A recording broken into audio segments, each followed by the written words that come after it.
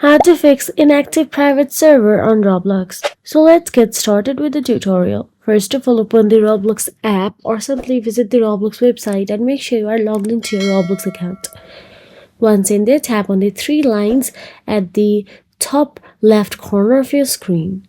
Once you tap on the three lines, you will get to see some options available in the left hand side.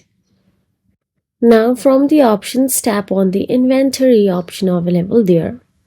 Once you tap on the inventory,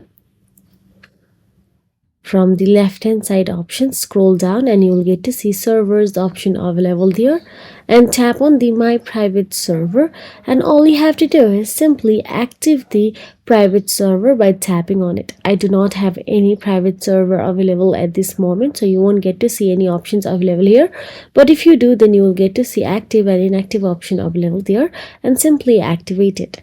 If you found this video helpful, please like, share and subscribe, and thank you so much for watching.